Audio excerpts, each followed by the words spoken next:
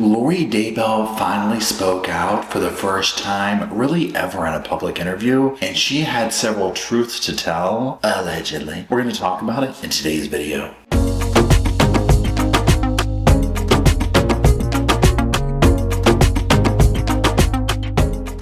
Hello, Sofa Squad, and welcome back to the sofa.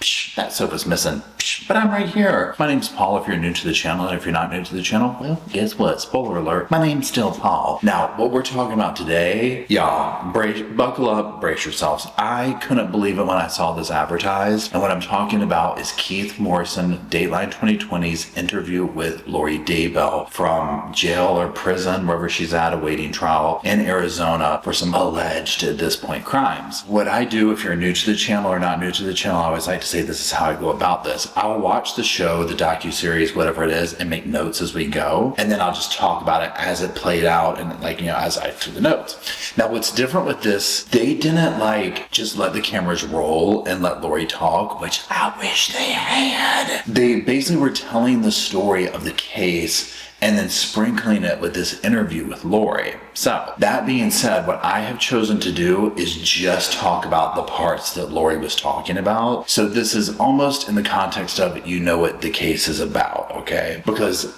if you follow me here for years, we've covered this case and whatnot, and it's just, a lot of it was just repetitive information. And my biggest thing was to hear what Lori had to say for herself. And like I said, she had a lot to say, okay? I made notes, I have them in front of me here. I'll read through them, we'll use them as talking points. So let's go ahead and get on into it. So let's just very quickly summarize kind of what the case is about. So Lori was previously convicted of the unaliving of her two children, Tylee and JJ, as well as her husband, Chad's former wife, Tammy. Now, Lori is scheduled to stand trial in Arizona, March 31st, 2025, on a couple of different charges, and each trial will go separately. So she is going to be facing charges of conspiracy to commit unaliving in the death of her fourth husband, Charles Vallow, and he was fatally shot in 2019 by Lori's brother, Alex Cox, in what was allegedly self-defense, but we know better than that. There's also going to be another trial for Brandon Boudreaux.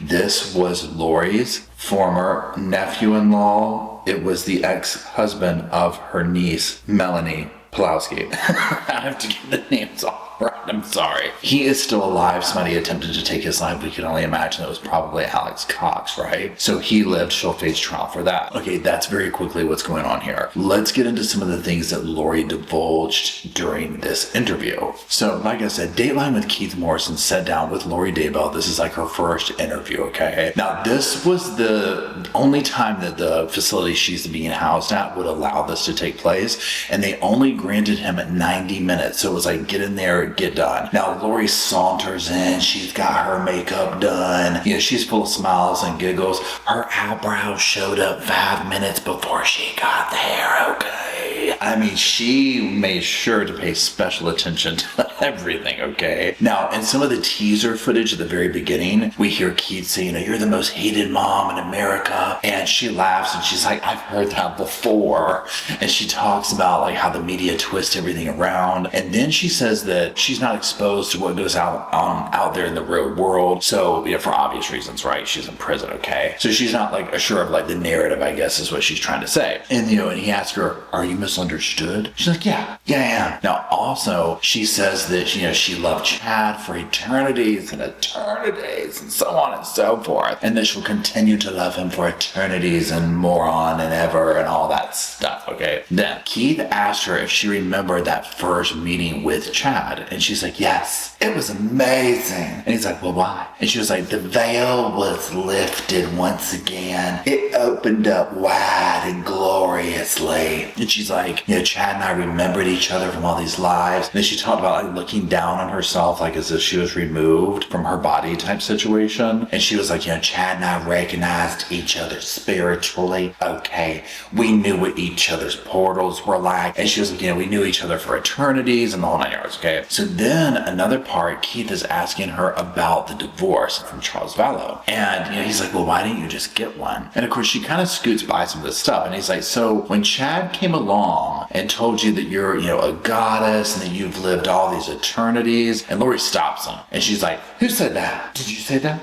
she's very defensive throughout this, okay? When he calls her out on stuff, she gets very defensive and very, like, that didn't happen type energy. And then Lori says to that, she's like, Keith, you've heard a lot of stuff, okay? But when I'm here to tell you, it's the truth. It's gonna be the truth, okay? Now, Keith will then ask Lori about this whole concept between her, Chad, and the group and whatnot, about Charles Vallow and about them saying that Charles Vallow was taken over by a demon named Ned Snyder. And then Lori looks at Keith real funny and she's like, what are you trying to say?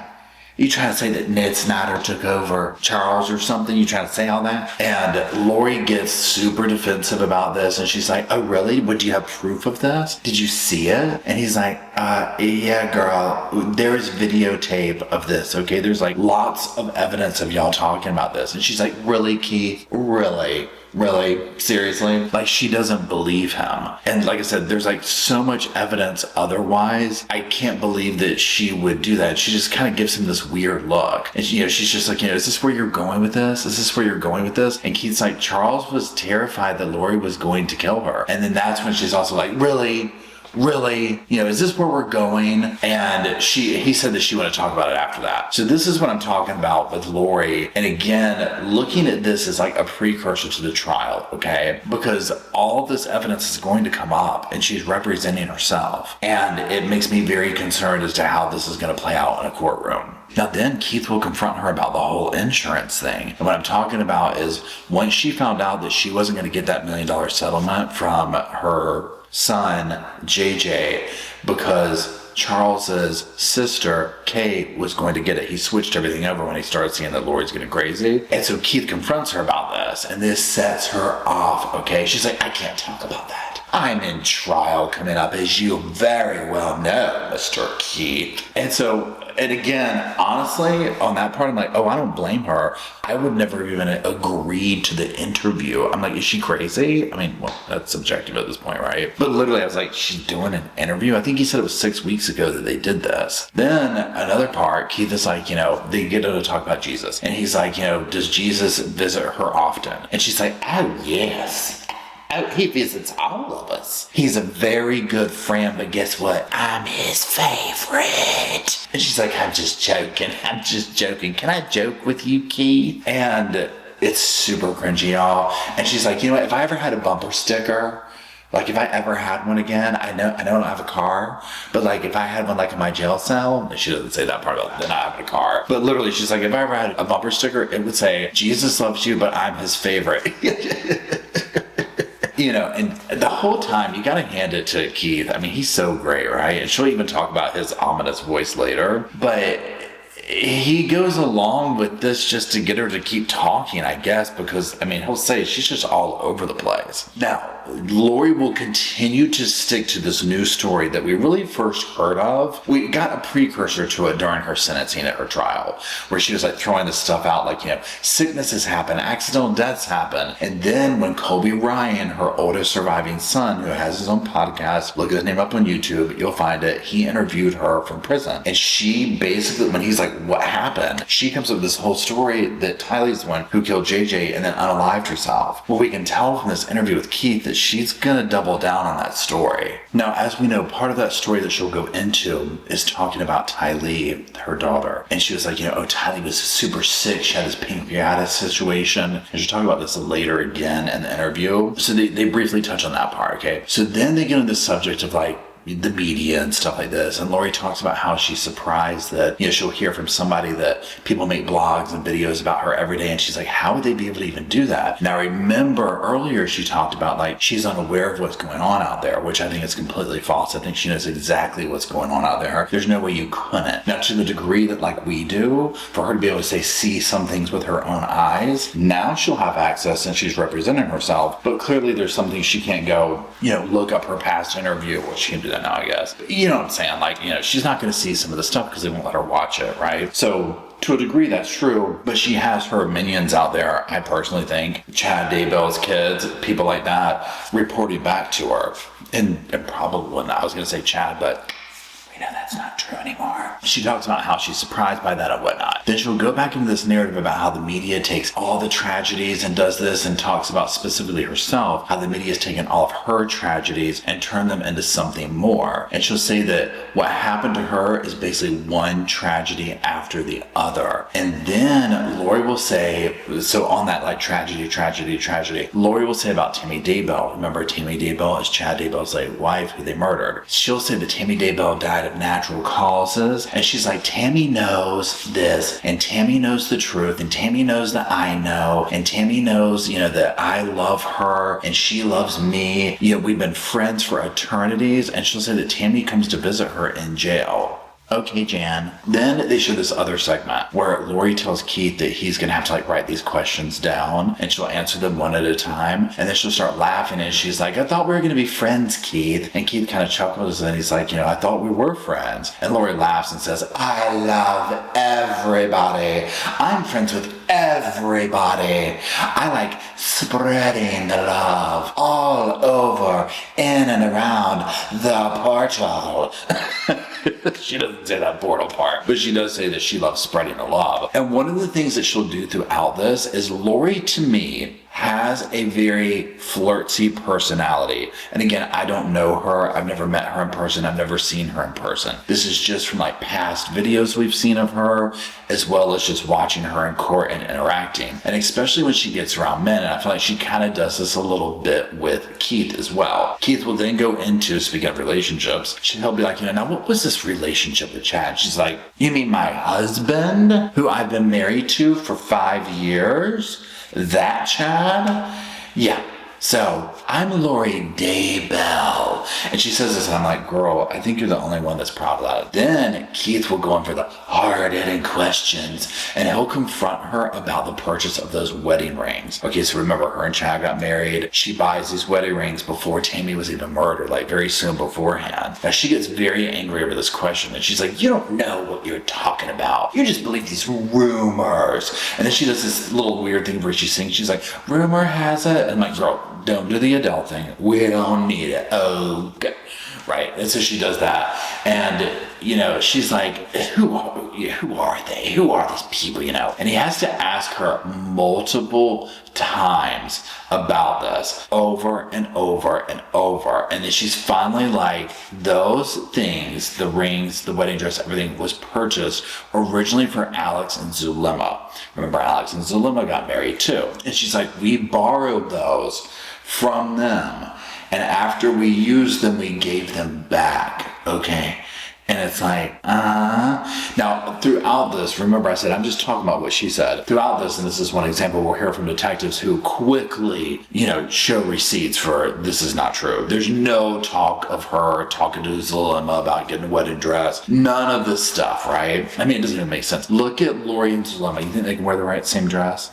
No, right? It's not going to happen. So anyways, in another segment, Lori's laughing and she's saying I'm here to tell you the truth, Keith, but you don't want to hear it. You don't want to hear it. And he's like, I do want to hear it. And she's like, no, no, you don't. And she keeps going on about how she's the only one that really knows what happened. And she wants to tell the truth, but Keith just doesn't want to hear it. And so she's like, if you just want me to sit here and be quiet, that's what I'll do. And then she goes into this other rant, another thing, talking about how good of a mother she is. And she's like, we don't spank children. I was only ever nice to them. And she's talking about wanting to teach them to be good and this kind of stuff. And basically because of how she learned things. And when she was in heaven and she was using those lessons to teach her kids and all this stuff, right? Then she'll start talking specifically about Tylee. And she's going in and on about how Tylee is very defiant and rebellious. But Lori will talk about Tylee in this concept, in this way, by propping herself up by I was patient with her. I did this for her even though, in spite of, that kind of a thing. And it's so interesting to sit here and listen to her talk about how, Tylee can push her buttons, she can do this, but yet Lori has to pivot herself to look good at the expense of her daughter who she had a hand in murdering, right? And then she talks about I knew Tylee was going to live forever because of the pancreatitis, however you say that. And she's like, when I saw Tylee in heaven before she was born, Tylee knew she was going to have like all these hardships and stuff like that down here. But even in like spite of all that, she was still excited to come down here to Earth. She was like super giddy and And I mean, this again is stuff that whether you believe that or not, no one can prove that that happened, right? Only Lori does, and she seems to stick with this. And this is where I think like the whole like, and I forget what the official diagnosis is, but like religious grandiosity or whatever. I mean, you see this with her, right? It's like she thinks she's some kind of a deity or something. And it's just like, girl, no one's believing this, okay? Actions speak louder than words. And you're sitting here talking about, oh, you know, I loved Tylee and I was this good parent. We saw the evidence. We saw what came of Tylee. It's horrific. It's horrifying, okay? No one's buying the little thing if you talk to Tylee up in heaven and she's all good with stuff now. We ain't buying it. Now, at one point, Lori will say, you're just going to come here and hear what I have to say, and then you're going to go on your show with your ominous voice and say, I talked to Lori Daybell, but here's what really happened. And I was like, honestly, I was like, she did do a good impression of her. It was like, and honestly, she's not lying on that. One thing that we know that was the truth that came out of Lori's mouth, and this thing, the one thing we can say, is she does have Keith Morrison's T clogged, right? She's got the voice down, and 100% that's what he's gonna do. It's why we love listening to the man, right? He just has this voice that's perfect for mysterious true crime stories, okay? So I was like, okay, well, here's the barometer for when she's telling the truth, okay? So Keith, will eventually ask her. Again, he goes into the hard-hitting questions.